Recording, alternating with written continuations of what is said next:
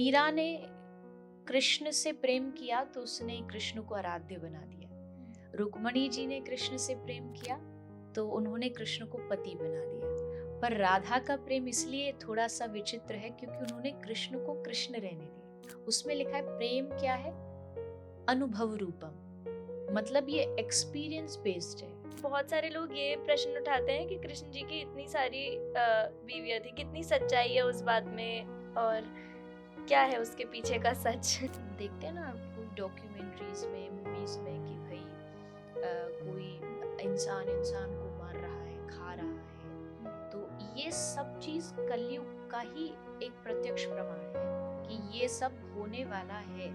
अंडा खा सकते हैं तो वेजिटेरियन, लेकिन आप जिस अंडे में एक जीव है जो आगे चल के एक शेप लेगा, प्राण आएंगे उसमें, आप कैसे कह सकते हो कि वो शाकाहारी है? तो ये कुछ मिथ हैं जो लोग अपनी सुविधा के लिए बना लेते हैं, लेकिन वहाँ हम एक पशु को, एक जीव को तेल में डाल करके उसको तड़पा रहे हैं और हम एंजॉय कर रहे हैं और हमें लगता है ये एंजॉयमेंट हमारे लिए अच्छी है, लेकिन एक दिन ये मज़ा सज़ा बनेगा और जब सज़ा बनेगा तब हम रोएंगे कि भाई हमने बहुत गलत किया। दूसरी लाइफ होती है, कोई भी लाइफ हो सकती है, ह्यूमन लाइफ हो सकती है या कोई दूसरी लाइफ में भी आप किसी भी योनि में, जैसे पशु हो सकता है, देवता हो सकता है, उसमें आपको जन्म मिलता है। तो आफ्टर डेथ की शास्त्रों में बहुत चीज़ें बताई गई हैं। वहाँ अपने आप में एक शक्ति होती है। मैंने कई बार ऐसा फील किया, मुझे शरीर इतना कमज़ोर है, कोई फीवर हो गया या कोई परेशानी हो गई, बैठने का बिल्कुल मन नहीं है, लेकिन वहाँ जब जाते हो तो आप एकदम चार्ज हो जाते हो। हम सब लोग लाइफ में इतनी मेहनत करते हैं, इतना संघर्ष करते हैं ताकि हमें अपने लिए एक अच्छी लाइफ बना पाए, पर क्या हमारी लाइफ पहले से ही डिसाइडेड होती है या फिर हमारे पास एक फ्री विल होती है? ऐसे ही कुछ सवाल मैंने आज देवी जी से पूछे। आज मैंने अपने पॉडकास्ट में देवी चित्रलेखा जी को इनवाइट करा था, जिनको किसी भी इंट्रोडक्शन की कोई भी जरूरत नहीं है, और उनसे मैंने बहुत सारी बातें करी आफ्टर लाइफ के बारे में, स्वर्ग और नर्क के कॉन्सेप्ट के बारे में, कृष्ण और उनकी लीलाओं के बारे में, कृष्ण पे जो सवाल उठाए जाते हैं कि उनकी इतनी सारी पत्नियां थी, उस बारे में भी देवी जी ने हमें काफी कुछ बताया। जो लोग नॉनवेज खाते हैं या आस्तिक होते हैं, नास्तिक होते हैं, कैसे कैसे उनकी सोच होती है, वो भी देवी जी ने हमें बताया। तो आ जाओ मेरे साथ, आराम से इस पॉडकास्ट को सुनो। टू बी ऑनेस्ट, जब से देवी जी यहाँ से गई है, उन्होंने मेरे पूरे स्टूडियो पे एक बहुत ही पॉजिटिव ऑरा छोड़ा है और मेरे ऊपर भी बहुत ही पॉजिटिव इम्पैक्ट छोड़ा है। तो आई एम ट्रूली ब्लेस्ड कि मुझे ये पॉडकास्ट करने का मौका मिला, और आप भी ब्लेस्ड हो कि आप इसे सुन रहे हो। तो आ जाओ मेरे साथ, चलते हैं। देवी जी, राधे राधे। राधे राधे। कैसे हैं आप? बस मैं अच्छी हूँ, आप कैसे? एकदम बढ़िया। मैं काफी खुश हूँ कि फाइनली हम इस पॉडकास्ट को शूट कर रहे हैं। बहुत टाइम से चाह रहे थे कि आप आए। जी। तो देवी जी, पहला सवाल मैं आपसे ये पूछना चाहती हूँ कि हर कोई किसी न किसी संघर्ष में लगा हुआ है। जैसे मैं भी डेली ये शूट्स करती हूँ, कंटेंट डालती हूँ, ऐसे हर व्यक्ति के जीवन में अपने संघर्ष हैं। बट क्या जी। हमारी लाइफ पहले से ही डिसाइडेड होती है, प्री डेस्टिन्ड होती है, या हमारे पास फ्री विल होती है कि हम उसको कैसा बनाना है? नहीं, देखिए अभी की इस लाइफ की बात करें तो नेचर ने, भगवान ने, यूनिवर्स ने सब कुछ हमारे हाथ में छोड़ा हुआ है, सौंपा हुआ है। यानी कि we are the creators of our own life, कि हमें कैसा उसको डिज़ाइन करना है, कैसा उसको बनाना है। लेकिन फिर बात आती है कि अगर ऐसा है तो लोग फिर इतना महत्व लक को क्यों देते हैं? तो लक जो है वो हमारी लाइफ में जो होता है वो हमारे जो प्री कर्म है, प्रीवियस जो लाइफ के कर्म है, उससे क्रिएट होता है, उससे बनता है। तो ओके। इट मीन्स जो लक बना, भाग्य बना, वो भी बनाया हमने ही था अच्छा। अपनी प्रीवियस लाइफ में। तो 50-50 हो गया, मतलब 50 हमारा जो पहले का चलता आ रहा है वो हमको इस जन्म में मिलता है। अब उसको आपको आगे चलाने के लिए जो बाकी का 50 है उसके लिए इस लाइफ में परिश्रम करना पड़ेगा, मेहनत करनी पड़ेगी और अपनी लाइफ को खुद ही डिजाइन करना पड़ेगा। तो इसमें, क्योंकि अगर आप ये भी कह दोगे कि भाई सब कुछ भाग्य से होता है, तो इसमें आदमी थोड़ा सा उसका जो दिमाग है वो आलसी हो जाएगा। राइट। मतलब वो चीज़ों को बहुत नॉर्मली, कैजुअली ले लेगा कि भाई सब कुछ हो जाएगा, जो जो लिखा होगा वो मिल जाएगा। लेकिन परिश्रम के लिए तो भगवान कृष्ण ने भी भगवत गीता में अर्जुन को बार बार यही कहा कि तू कर्म कर, तभी तुझे उसका फल प्राप्त होगा। हम्म। तो इस हिसाब से मुझे लगता है कि इसमें 50-50 है। हमारे पिछले जन्म का कर्म भी साथ काम आता है और इस जन्म में हम खुद डिसाइड करते हैं। जैसे आपने कर्म की बात करी, तो क्या बैड कर्म कैंसल आउट हो जाता है गुड कर्मा से? नहीं, ये अच्छा। दोनों अलग-अलग अकाउंट्स हैं, हम्म। दोनों का बैलेंस अलग-अलग है। हम्म। ये आपके अकाउंट में बढ़ता है, लाइक अगर आप बैड कर्म्स करते हैं तो हम्म। बुरे कर्म बढ़ते जाते हैं, आप अच्छे कर्म करते हैं तो अच्छे बढ़ते हैं। तो हम्म। कैंसल आउट कोई ऑप्शन नहीं है। हम्म। जो किया है वो भुगतना पड़ेगा, अच्छा। जो बुरे कर्म किए हैं उसको हम्म। भुगतना पड़ेगा। इससे बचने का एक ऑप्शन ज़रूर शास्त्रों ने दिया है कि हम्म। जब आप भगवान से कनेक्ट हो जाते हैं, हम्म। आप भगवान के प्रति समर्पित हो जाते हैं, तो श्री कृष्ण खुद कहते हैं भगवत गीता में कि जो मुझे समर्पित हो जाता है मैं उसके सब शुभ अशुभ सब कर्मों को खत्म कर देता हूँ, अच्छा। फिर वो मेरे हाथ में है। चैतन्य महाप्रभु कहते हैं कृष्ण नाम में इतनी ताकत है कि जैसे एक रुई का कॉटन का एक पूरा माउंटेन हो, बट उसमें एक अगर छोटी सी आग की चिंगारी लग जाए तो 1 सेकंड में सब कुछ जला के राख कर देगी। हम्म। तो भगवान के नाम में ताकत है कि वो आपके सारे पापों को एक क्षण में मिटा सकता है, लेकिन उसमें शर्त बस इतनी है कि वो गलती अगर आप बार बार दोहराते हैं तो भगवान का नाम भी फिर कह देगा कि अब तू खुद ही जान, अच्छा। या तो पश्चाताप करके करिए तब उसका उपाय। बट देवी जी, मुझे कैसे पता लगेगा कि मैं एक अच्छी इंसान हूँ? मतलब क्या डेफिनेशन है एक अच्छे इंसान की? देखिए, क्वेश्चन तो बहुत टफ है क्योंकि अच्छे इंसान का कोई एक लाइनिंग का कोई आंसर नहीं है कि भाई एक ये क्वालिटी दिख गई तो आप बता सकते हैं अच्छा इंसान है। हाँ। लेकिन अगर मुझे अपने आप से ही मान लीजिए एनालाइज करना है कि मैं कैसा हूँ, हम्म। तो अपने आप से बस एक ही क्वेश्चन आदमी को करना चाहिए कि would you like you if you met you. Hmm. बैठ के सोचिए, मेरे जैसा बिहेवियर, मेरे जैसी बातें, मेरे जैसा रिस्पॉन्स जो मैं लोगों को मिलने पर देता हूँ, हम्म। अगर मैं खुद से एक दिन खुद मिलता तो क्या मुझे खुशी होती? क्या मैं ये कह पाता अरे आज उससे मिलकर के बड़ी खुशी हुई? हाँ। मुझे लगता है, जैसा मैंने कहा क्वालिटीज तो बहुत है, बट हम्म। एक जो सबसे बड़ी मुझे लगती है इंसान होने की क्वालिटी है हम्म। कि आप जब किसी को भी मिलकर के अपने आप से छोटा महसूस ना होने दें, अच्छा। आप ऐसा बिहेव करें, हम्म। उसको इतना ज़्यादा प्यार रिस्पेक्ट दें कि उस आदमी को लगे कि हाँ इस इंसान में कोई तो बात है। हम्म। लेकिन हम वो भूल जाते हैं, कभी पैसे के घमंड में, हम्म। कभी अपने कोई टैलेंट मिल गया उसके घमंड में, हमें याद नहीं रहता ये कहीं। हाँ, ये एक आई गेस मिस वर्ल्ड ने भी बोला था कि people never forget. Sushmita Sen ने ही बोला था कि ये लोग कभी नहीं भूलते कि आपने उन्हें कैसा महसूस कराया। वो आपकी शक्ल भूल हाँ, जाएंगे, आपकी बिल्कुल। बातें भूल जाएंगे, बट वो जो फीलिंग के साथ आप उन्हें, जो फीलिंग आप उन्हें दे रहे हो, वो कभी जी, नहीं भूल। देवी जी, आपको कितने साल हो गए भागवत करते हुए? मैं तो 7 साल की एज से कर रही हूँ, अच्छा। तो बचपन से ही भागवत कथा की शुरुआत हुई। एक थोड़ा सा पर्सनल सवाल, क्या आपको कोई रिग्रेट है अपने बचपन में किसी भी चीज का, कि शायद आप कोई और चीज करते, या कोई आपने अपना बचपन मिस आउट कर दिया इस चीज में? नहीं, 0,000% भी नहीं। मैं बहुत खुश हूँ कि मेरा हम्म। बचपन इस चीज़ से जुड़ा, हम्म। क्योंकि शायद बचपन ना जुड़ता तो बड़े होकर के इस तरफ आना शायद मुश्किल हो जाता, हम्म। क्योंकि बाहर चीज़ें इतनी सारी हैं आज के ज़माने में हम्म। कि आदमी कहीं न कहीं भटक ही जाता है। हम्म। तो बहुत लोग पूछते हैं भई आप, मैंने बहुत सारी चीज़ सचमुच मिस की। हम्म। बचपन में खेलना, कूदना, इवन मेरी जो स्कूलिंग हुई वो भी वैसे रेगुलर थी, लेकिन हम्म। कथा होने के कारण बहुत कम जाना होता था, और शायद स्कूल की मैं पहली स्टूडेंट थी जो स्कूल जाने में बड़ी खुश होती थी कि भाई मुझे स्कूल जाना है, क्योंकि मुझे पता था 2 दिन जाना है। तो बड़ी खुशी होती थी कि भाई कल मुझे स्कूल जाना है, और कथा से जाने की इतनी खुशी होती थी कि भाई एक दिन मुझे जाने को मिलेगा। लेकिन क्या होता है ना कि जब आप किसी चीज़ से बहुत ज़्यादा प्यार करते हो तो उसके लिए वो त्याग या सेक्रीफाइस जिसको कहते हैं ना, वो सेक्रीफाइस लगता नहीं है, क्योंकि आपको पता है आपने बड़ा कुछ पाने के लिए छोटा छोड़ा है।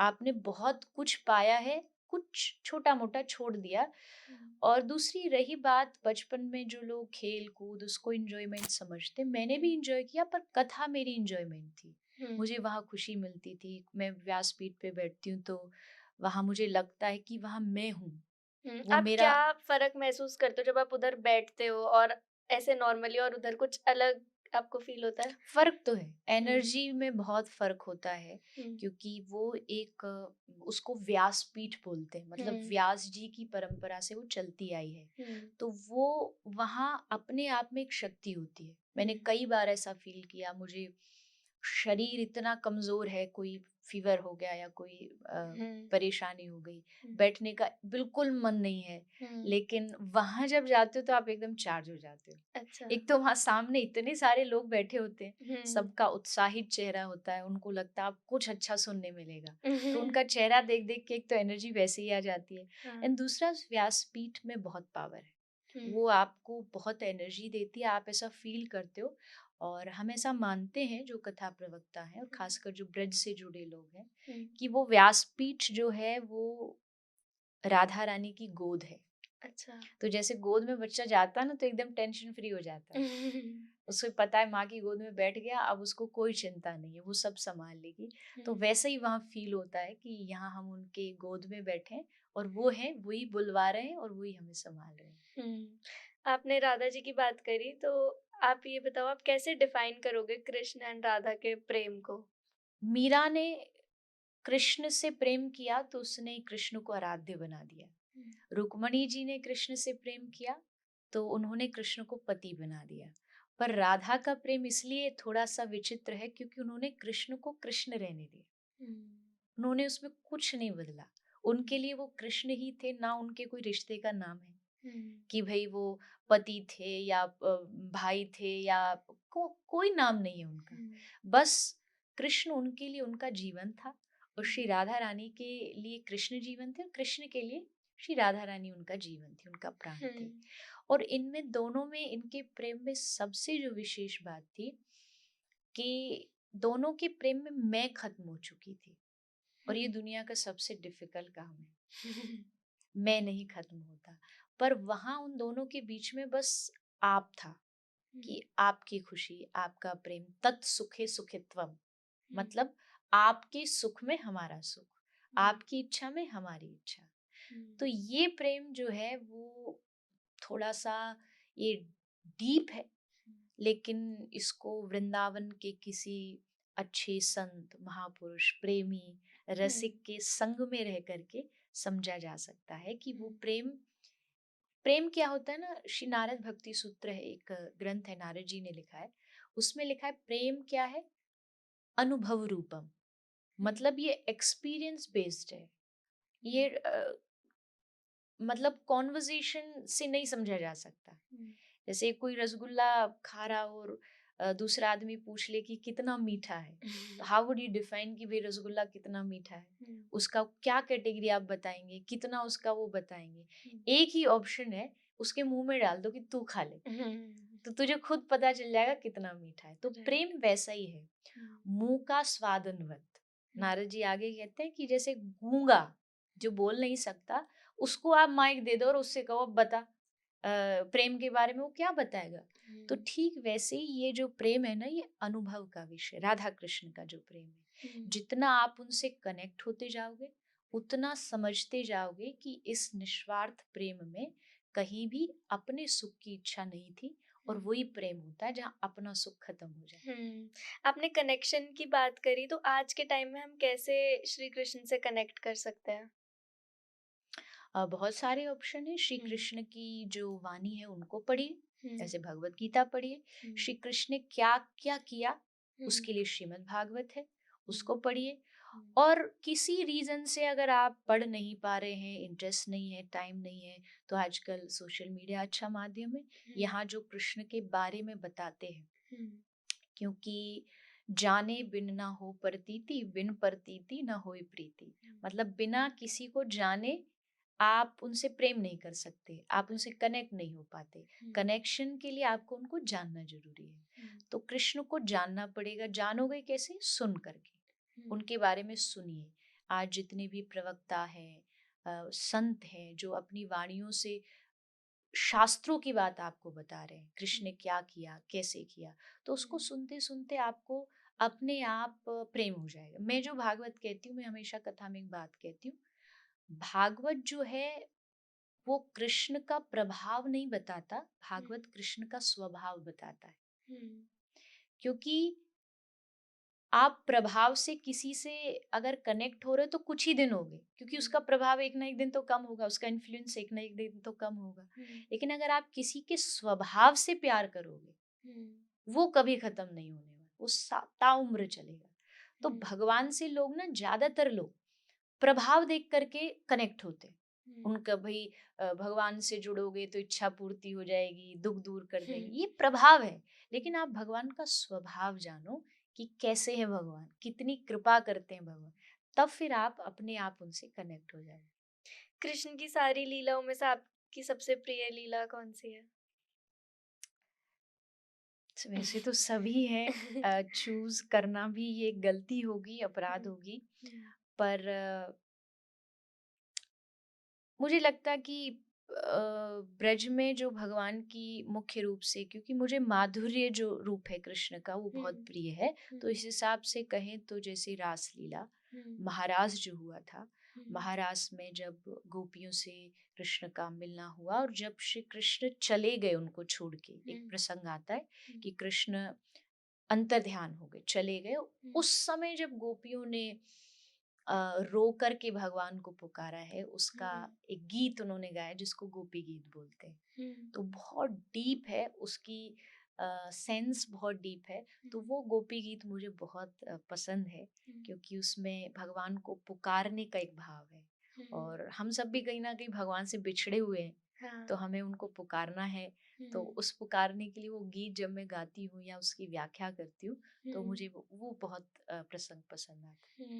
जैसे आपने रासलीला की भी बात करी, बहुत सारे लोग ये प्रश्न उठाते हैं कि कृष्ण जी की इतनी सारी बीवियां थी, कितनी सच्चाई है उस बात में और क्या है उसके पीछे का सच? देखिए, पहली बात तो ये, जितना भी जगत है ना, इन सब के पति कृष्ण ही है, चाहे वो पुरुष हो चाहे नारी हो। शास्त्रों में लिखा है ये बात, कृष्ण कौन है? जगतपति, वो जगतपति है। तो 16,108 उनकी विवाह हुए, ये बात तो सच है शास्त्र के अनुसार। लेकिन इस दुनिया में जितने भी लोग हैं ना, वो भी सब ठाकुर जी के ही है, वो कोई अलग नहीं है।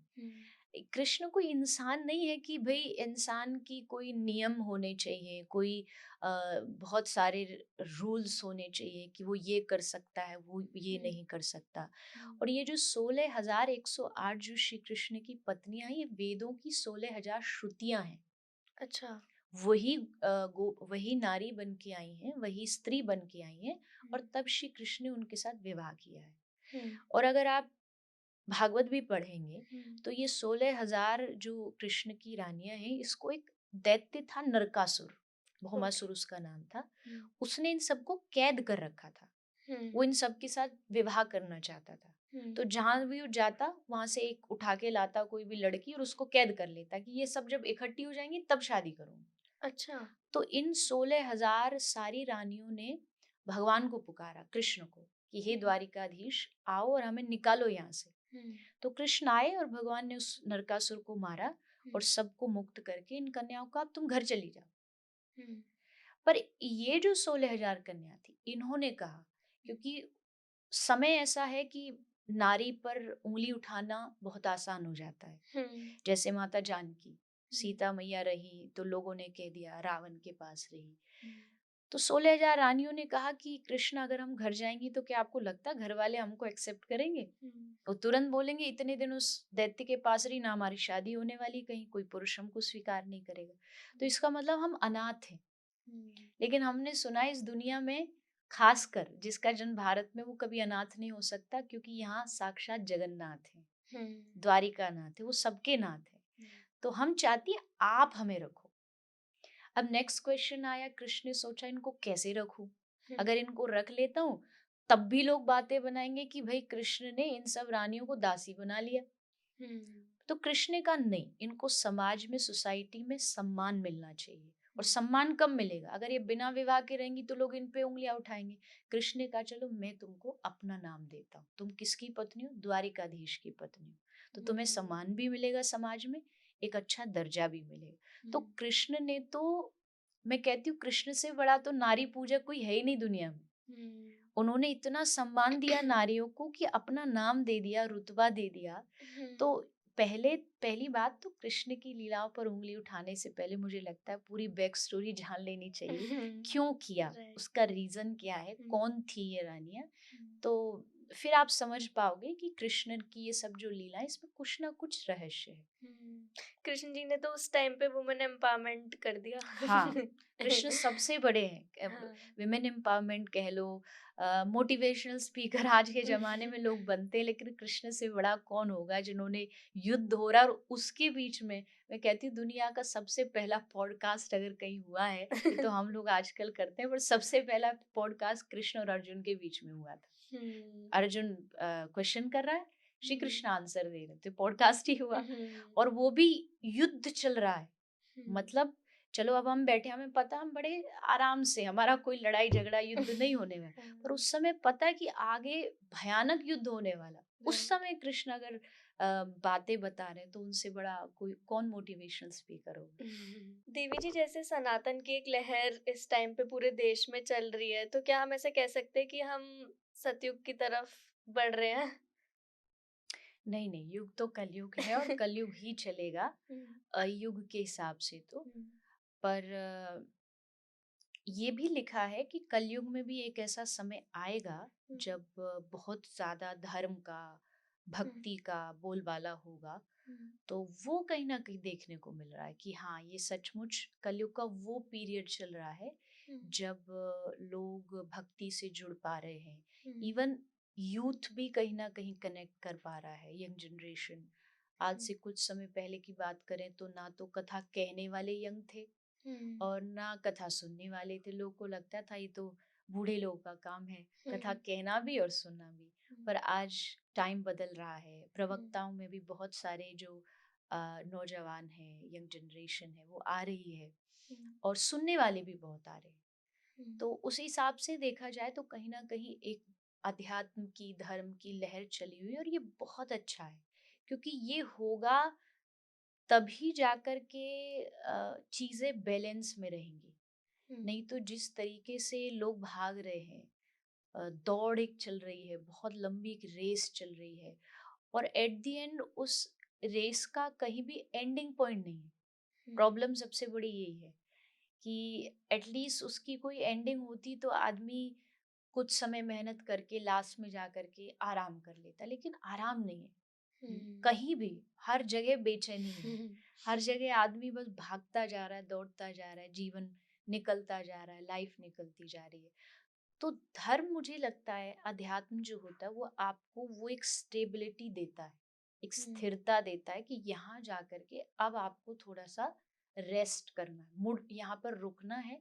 और आप जब रुकोगे तो आप अपने आप को ही बहुत अच्छा फ्रेश फील करोगे। तो उस हिसाब से मुझे लगता है धर्म आज जिस तरीके से सनातन की जो लहर, जैसा आपने कहा, चल रही है, वो हम लोगों के लिए बहुत बड़ा हितकारी है, मतलब हमारे लिए ही है। और इससे लोग को जुड़ना चाहिए। इसमें कभी भी ये नहीं करना चाहिए अरे भैया धर्म से तो ऐसा हो जाएगा, धर्म से, अरे धर्म तो जीवन जीने की कला है ना, तो वो तो आप ही को बताएगा कि क्या करने से आपके जीवन में खुशियां आएंगी। आप जो खुशियां ढूंढ रहे हो वो धर्म देगा।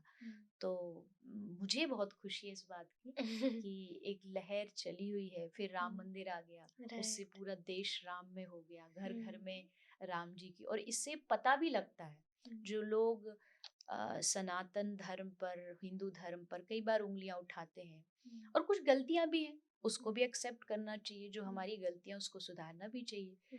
लेकिन क्या लगता है आपको, क्या गलतियां हैं? गलतियां जैसे मुझे एक सबसे बड़ा लगता है कि हमारे हिंदू धर्म में कुछ लोग हैं जो आंख पर पट्टी बांध के दौड़ते हैं, या ये कह लीजिए कि वह नकल करने की कोशिश में लगे रहते हैं कि ये उसने किया तो हम भी कर लें, उसने कहा हम भी कर लें। जैसे फॉर एन एग्जाम्पल, किसी ने कहीं जा कर के एक पेड़ पर धागा बांध दिया तो सारे वहीं बांधने लग जाएंगे। ये जानने की कोशिश नहीं करेंगे कि आपके धर्म शास्त्र क्या कहते हैं। सबसे जरूरी है कि जब आप कोई भी चीज को मानते हो तो उसको एक बार जरूर आपको ये देख लेना चाहिए कि आपके धर्म शास्त्र ये अलाउड करते हैं या नहीं करते। तो ये जो अंधी दौड़ है इसमें नहीं दौड़ना चाहिए, सोच समझ के, कि धर्म दुनिया का सबसे सीरियस टॉपिक है, गंभीर टॉपिक है, राइट। इसको हम बहुत लाइटली ले लेते हैं। तो वो नहीं लेना है। वो अगर आप थोड़ा सा अवेयरनेस के साथ करोगे तो आप कहीं भी भटकोगे नहीं। फिर क्या होता है ना, मान लीजिए किसी ने भी आकर के हमको कहा, दो चार चमत्कार दिखाए और उसने कहा मैं भगवान हूँ, तो भारत देश में भगवानों की कोई कमी नहीं है। हर रोज एक नया भगवान कहीं ना कहीं से पैदा हो जाता है और मानने वालों की भी कमी नहीं, कि मानने वालों की भी लाइन लग जाती है। लेकिन जब आप शास्त्र पढ़ोगे तो शास्त्र में लिखा है भगवान के 24 अवतार हैं, इससे आगे भगवान कभी आएंगे भी नहीं, और आएंगे तो वो कैसे आएंगे, कल की अवतार होगा वो भी लिखा है। और अगर भगवान आते भी हैं कभी धरती पर तो वो थोड़ी ना सबको जाकर के इंटरव्यूज देते घूमेंगे कि भाई मैं भगवान हूँ, देखो मेरा दर्शन कर लो।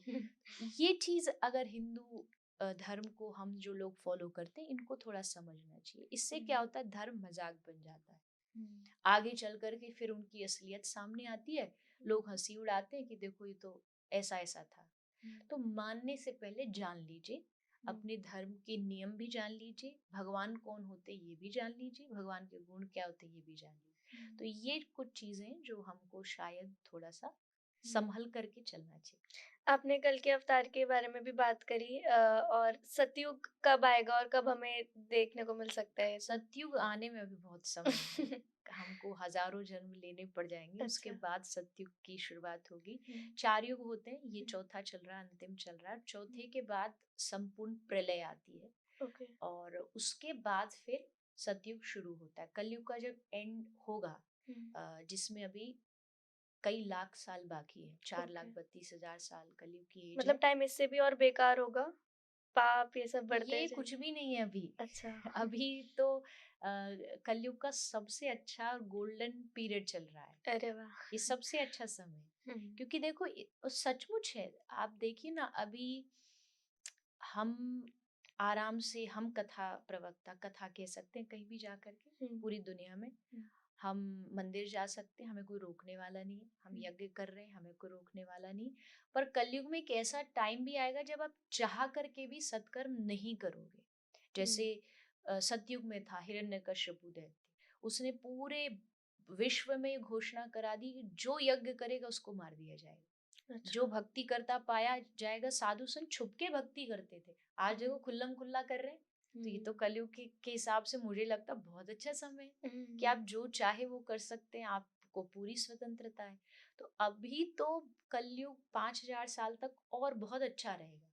अच्छा। उसके बाद जो है वो फिर महाकलयुग शुरू होगा, और उसमें स्थिति ऐसी होगी कि हम जो कई बार देखते हैं ना कोई डॉक्यूमेंट्रीज में, मूवीज में, कि भाई कोई इंसान इंसान को मार रहा है, खा रहा है। तो ये सब चीज कलयुग का ही एक प्रत्यक्ष प्रमाण है कि ये सब होने वाला है। जब इंसान आज पशुओं को नहीं छोड़ रहा तो एक दिन आएगा जब इंसान इंसान को भी नहीं छोड़ेगा। जब चीजें खत्म होती जाएंगी, रिसोर्सेज खत्म होते जाएंगे, क्योंकि जिस तरीके से हम जी रहे हैं रिसोर्सेज खत्म होंगे। एक ना एक दिन सब चीजें खत्म होंगी, खराब होंगी, पोल्यूटेड होंगी।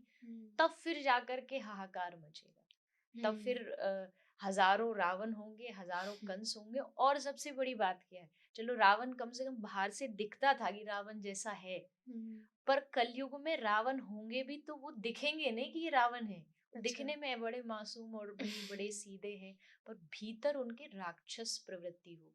मतलब उनका जो सोच है वो दैत्य के समान होगी। तो पहचानना भी मुश्किल है कलयुग में कौन दैत्य कौन देवता है।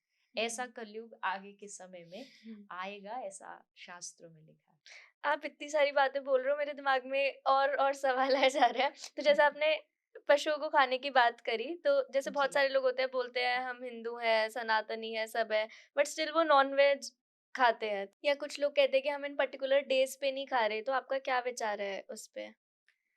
देखो, अच्छाई का कोई दिन नहीं होता, अच्छाई की कोई साल या डेट या तिथि नहीं होती। अच्छाई 12 महीने जो इंसान अच्छा होगा, सच्चा होगा, 12 महीने ही रहेगा। उसके लिए दिनों से कोई फर्क नहीं पड़ता। तो ये तो बहुत बड़ी, मुझे लगता है, नासमझी है लोग की जो ये कहते हुए इस दिन खा लेते उस दिन नहीं खाते। मंगलवार हनुमान जी का है, मंगलवार हनुमान जी का, तो सोमवार भी तो हनुमान जी का है। कौन से दिनों में फर्क नहीं होता। एंड सेकंड थिंग इज कि भाई जो लोग कह रहे हैं कि पशुओं को हम खा रहे हैं फिर भी हम हिंदू हैं, मैं कहती हूँ हिंदू नहीं, आप इंसान ही तभी बन पाते हो, जैसा मैंने कहा ना पहले, दया। आपके मन में अगर दया नहीं है, आप किसी का पेन फील नहीं कर पा रहे, तो हिंदू छोड़िए, आप इंसान कहलाने के लायक ही नहीं है। इंसान वही है, परहित सरस धर्म नहीं भाई, पर पीड़ा सम नहीं अदमाई। इस दुनिया में सबसे बड़ा अधर्म है दूसरों को पीड़ा देना। आप दूसरों को किसी भी कारण से पीड़ा दे रहे हो, चाहे खाने के लिए, चाहे पहनने के लिए, जैसे बहुत सारे लेदर यूज करते हैं, तो उसमें भी कहीं ना कहीं पशु हत्या हो रही है। तो जो भी एनिमल क्रूएलिटी है, इसको जो भी चीज बढ़ावा दे रही है, वो सब पाप है। चाहे आप कैसे भी कर रहे हो, किसी भी स्वार्थ से कर रहे हो, तो एक अच्छा इंसान ये कभी नहीं करेगा, क्योंकि उसे पता है ना, सिया राम में सब जग जानी। उसके लिए कण कण में उसका भगवान है, परमात्मा है। पशु में भी है, पशु में भी मेरे प्रभु है। तो मैं कैसे उसको मार करके खा सकता हूँ जब मुझे पता है इसमें भगवान है।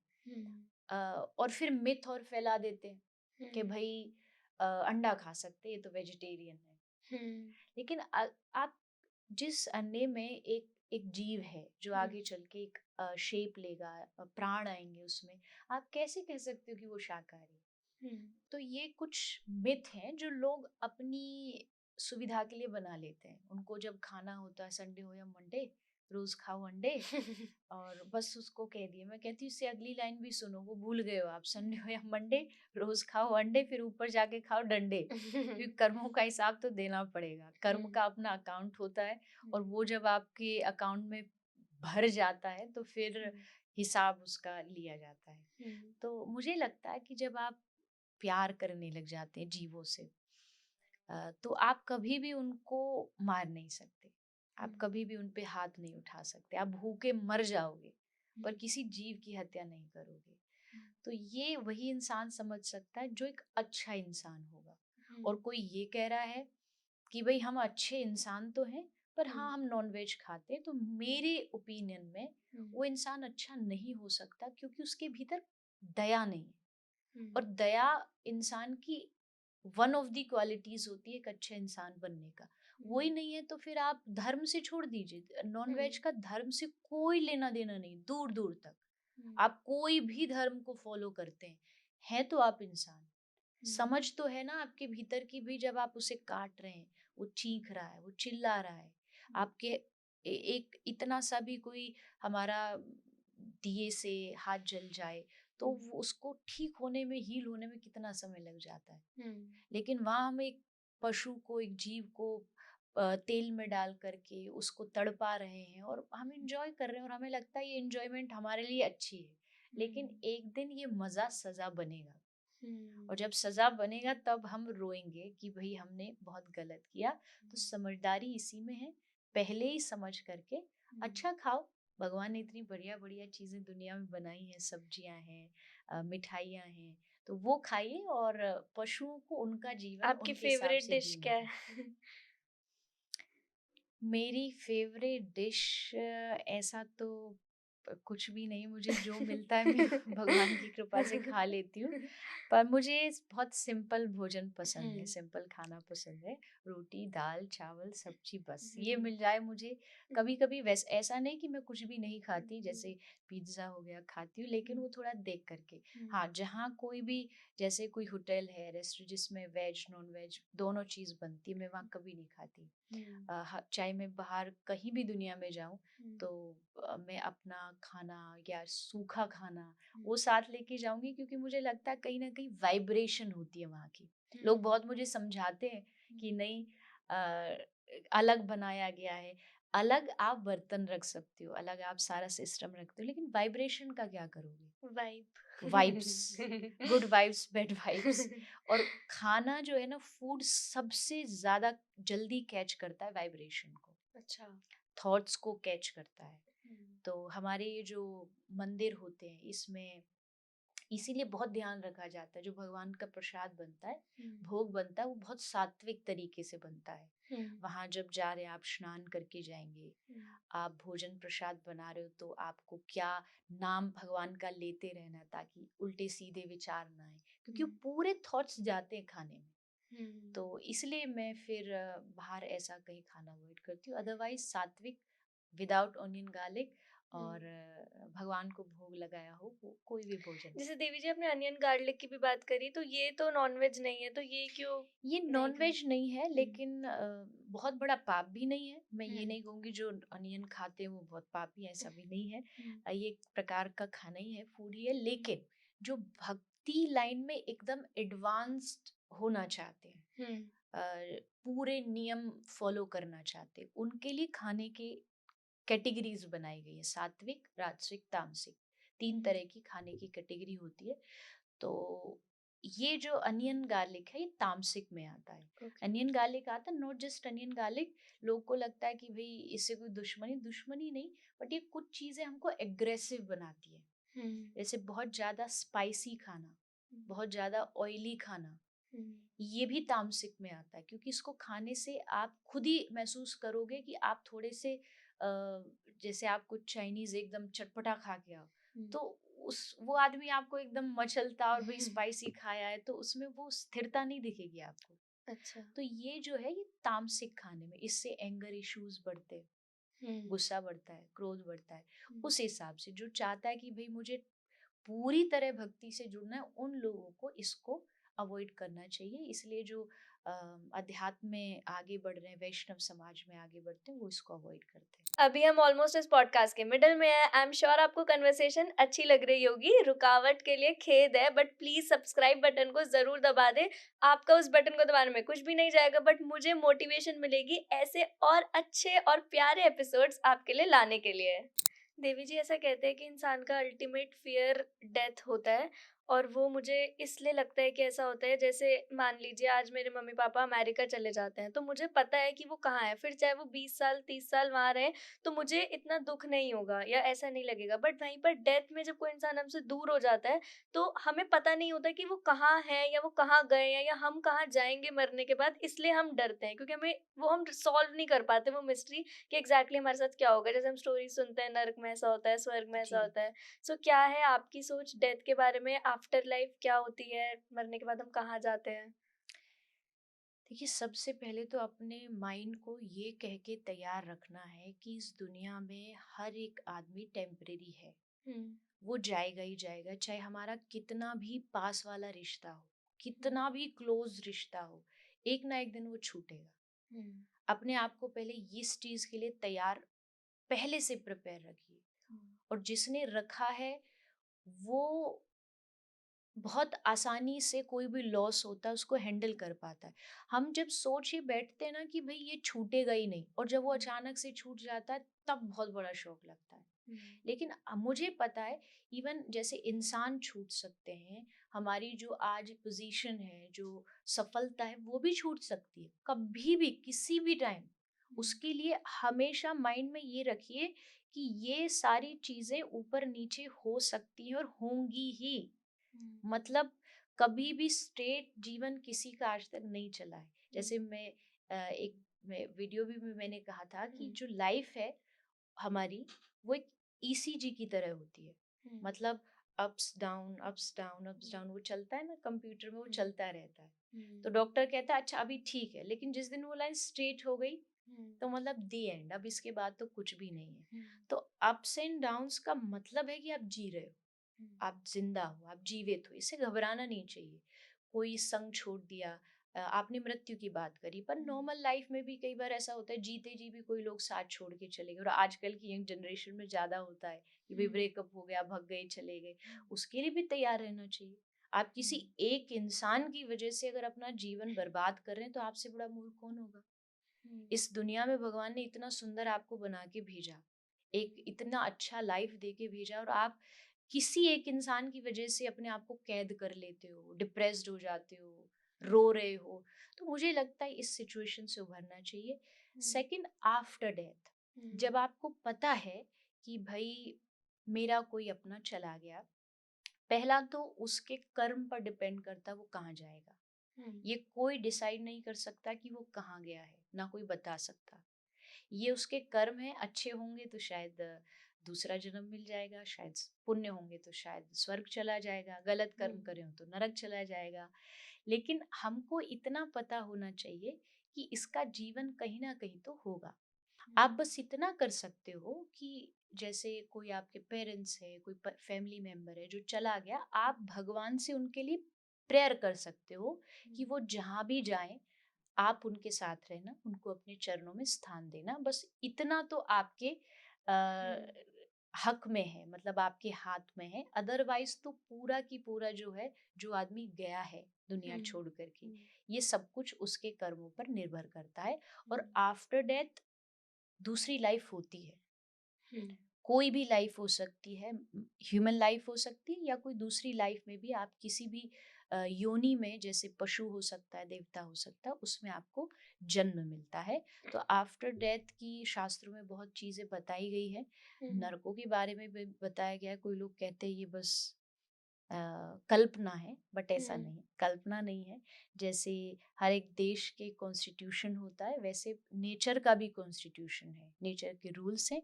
जो उनको तोड़ेगा वो नरक जाएगा, जो उनको फॉलो करेगा वो स्वर्ग जाएगा। तो बहुत सिंपल सी बात है, ये आपको बनाए गए भगवान की प्रकृति के नियमों को फॉलो करना चाहिए। मतलब आप कह रहे हो स्वर्ग नर्क सब होता है और हमें थोड़ा डर के रहना चाहिए कि अच्छे ही कर्म करें। बिल्कुल बिल्कुल होता है, इसमें ये कोई कहानियां तो है नहीं, ये तो सारी रियलिटी है। लेकिन लोग अपने आप को बचाने के लिए, क्योंकि उन्होंने गलत कर्म किए होते हैं, तो अपने मन को बचाव के लिए कह देते हैं अरे ये तो सिर्फ कहने वाली बात है। कहने वाली बात नहीं है ये। कोई रूल तोड़ेगा तो जेल जाएगा, ये सच्चाई है। तो नर्क जेल है, वहां पनिशमेंट के लिए भेजा जाता है जो नेचर के रूल्स को तोड़ता है। तो नर्क एक प्रकार का जेल है, थोड़ा ज्यादा हाईएस्ट जो पनिशमेंट होती है वो वहां मिलती है, वो आपको भुगतनी पड़ती। देवी जी, आपके जीवन का सबसे बड़ा दिन कौन सा था, अगर आप सोचो पीछे जाके तो? अ, वैसे तो हर दिन के लिए भगवान का धन्यवाद है कि हर दिन वो दे रहे हैं। पर कह सकती हूँ जिस दिन गुरु दीक्षा मेरी हुई, मतलब गुरु बने, या जिस दिन मैंने पहली भागवत शुरू करी प्रथम बार व्यासपीठ पर बैठ करके, तो क्योंकि वो जीवन के बहुत बड़े मोड़ एक होते हैं कि भाई आप उस रास्ते पर चल पड़ते हो, अपनी लाइफ की जर्नी और उद्देश्य को समझ जाते हो। तो मेरे ख्याल से जब पहली बार भागवत कथा करी। और आपका सबसे फेवरेट प्लेस कौन सा है? वृंदावन।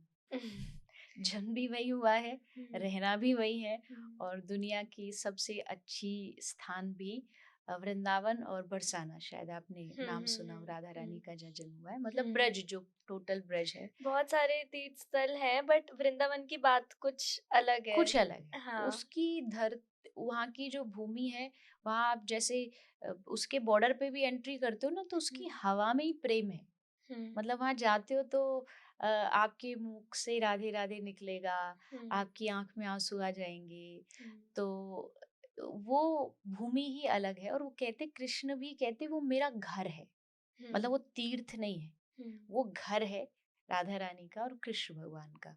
तो वहाँ कृष्ण आज भी रहते हैं, आज भी लीला करते हैं। तो वहां जब हम जाते तो फील होता है कि मौजूद है, यहाँ पर कृष्ण मौजूद है। और दूसरी बात तो सोचिए आप, उस वृंदावन की धरती पर कितने लोगों ने भजन किया है, आज से नहीं सदियों से। तो उनकी जो भक्ति की जो वाइब्रेशन है वो भी है वहां पे। You can feel that. जब आप वहां बैठते हो 2 मिनट आंख बंद करके, तो आपको फीलिंग आती है कि यहाँ कुछ है इस जगह पर, क्योंकि जगह आपको बता देती है। आप जहाँ बैठते हो वहां आपको फील होने लगता है कि यहाँ कुछ है। तो हुँ। इसलिए मुझे लगता है, और हम ब्रजवासी मानते हैं, हम तो, आप दुनिया धरती की बात कर रहे हो, हम कह रहे हैं वैकुंठ भी फीका है हमारे वृंदावन के सामने, हुँ, स्वर्ग भी फीका है वृंदावन के सामने। हुँ, एक पद गाते हैं कि कहा करूँ वैकुंठ ही जाए, हुँ, जहाँ नहीं नंद जहाँ नहीं यशोदा, हुँ, गोपी ग्वाल न गैया न गाय। हुँ, कृष्ण ने ये गाया है कि भाई मैं वैकुंठ जाके करूँगा क्या, जहाँ नंद नहीं, यशोदा नहीं, तो हम भी वैकुंठ जाके करेंगे क्या जहाँ हमारे कृष्ण नहीं, राधा रानी नहीं। तो मुझे लगता है दुनिया की सबसे सुंदर भूमि है हुँ, ब्रजधाम वृंदावन। हुँ। तो देवी जी, अब क्या आपका प्लान क्या है आगे चल के? कैसे देखते हो आप खुद को और अगले 10 साल में? मेरा प्लान कुछ भी सोच विचार के नहीं है, हुँ, गो विद द फ्लो। हुँ, जहाँ ले चलोगी वहीं मैं चलूँगा। हुँ। मुझे लगता है हमारे प्लान से अच्छा उनका प्लान बन, गॉड्स प्लान। हाँ, वो ज़्यादा अच्छा होता है। हुँ, इतना ज़रूर है कि समाज को कुछ देना है, हुँ, लोगों तक अच्छी बातें पहुँचानी है, अपने आप को अच्छा बनाना है।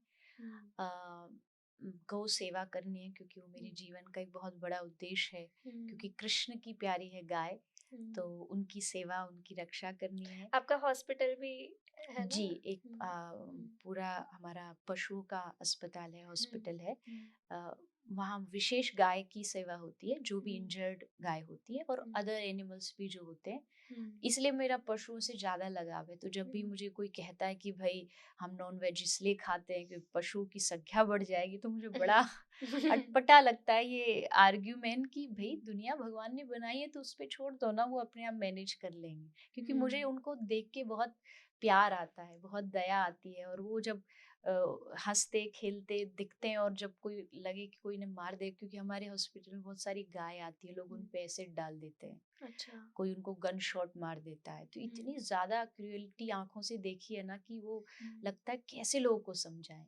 हुँ, तो ये, और दूसरा भगवन नाम प्रचार, हरि नाम सारी दुनिया में करना, इसलिए मैंने अपनी कथा की जो जर्नी है उसको भी नाम दिया संकीर्तन यात्रा। हुँ, मतलब भगवान के संकीर्तन को लेके सारी दुनिया में जाना है और उनके नाम का प्रचार करना है। हुँ। तो ये प्लान है, और वो किस तरीके से, कब तक, कहाँ तक वो कराएगा, ये उसकी मर्जी है। हुँ। जैसे आप अभी गाय की भी बात कर रहे थे, तो हमें मना करते हैं पॉलीथीन मत फेंको, पॉलीथीन में खाना होता है, तो वैसे जी, भी आपके पास केसेज़ आते हैं क्या जिसमें पॉलीथीन? बहुत बहुत हुँ, हमारे हॉस्पिटल में ऐसे ऐसी गाय और अ, बैल आए हैं हुँ, जिनका पेट का ऑपरेशन करने पर 70, 80, 90 केजी प्लास्टिक तक पेट से बाहर निकाला है। हुँ, तो मतलब ये एक बहुत बड़ा इशू है आज के टाइम में। हुँ, इसको लोग नहीं समझ पा रहे कि प्लास्टिक पशुओं के लिए, इवन ह्यूमंस के लिए तो है ही है, हुँ, पर पशु की बात करें तो उनके लिए कितना हानिकारक है। कि क्योंकि देखो प्रॉब्लम ये है कि गाय आज किसी के घर में नहीं है, हुँ, सब लावारिस घूम रही है सड़कों पे। हुँ, तो उनके पास खाना नहीं है, चारा नहीं है, पानी नहीं है, तो हुँ, खाने की खोज में वो कुछ भी खाती है, और उसके साथ प्लास्टिक भी खाती है, पॉलिथीन हुँ, खाती है, हुँ, और वो धीरे धीरे उनके पेट में बहुत जमा होता है। एक टाइम आता है वो इतना भर जाता है बॉडी में हुँ, कि उनका खाना बंद हो जाता है, पीना बंद हो जाता है। हुँ, तो इससे बहुत गाय मरती है, हुँ, बहुत गाय मरती है। तो लोगों से मैं हमेशा ये अपील करती हूँ कि भई थोड़ा सा अवॉइड करिए, पहले तो प्लास्टिक ही अवॉइड करिए, हुँ, और किसी भी रीज़न से अगर आप कर भी रहे हैं तो उसमें खाने का सामान मत डालिए, क्योंकि वो गाय खाती है। हुँ, स्मेल आती है उसको फूड की, तो वो हुँ, पॉलिथीन खाती है, तो उसको सेपरेट करिए, सेपरेट डालेंगे तो हुँ, उससे थोड़ा गाय की जो हत्या हो रही है वो बच हुँ। सकती है। सही बात है। जाने से पहले एक लास्ट सवाल, अगर आप देवी चित्रलेखा ना होते तो क्या होते? और क्या आपको लगता है कि आपको कौन-सा प्रोफ़ेशन सूट करता? मुझे लगता है मैं इसी के लिए ही बनी हूँ। मैं सपने में भी नहीं सोच सकती कि मैं हुँ, कुछ और कर रही होती या करती तो हुँ, क्या होता। हुँ, अम, मेरा मन, मेरी बुद्धि, मेरा चित्त, मुझे लगता है भगवान ने इसी के लिए ही बनाया है। हुँ, यही जॉब दिए है भगवान ने मुझे।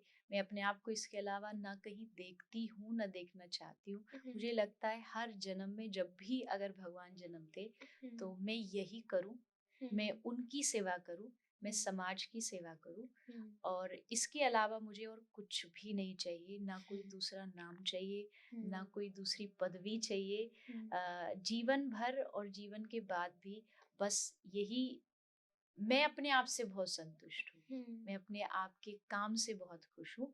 तो मुझे लगता है कि हमारे ब्रज में गाते हैं, जन्म जन्म दीजो या ही ब्रज बसिगो, मतलब हम्म, भगवान जितने भी जन्म दे, ब्रज में जन्म दे, वृंदावन की धरती पर आए और कृष्ण का नाम प्रचार करें।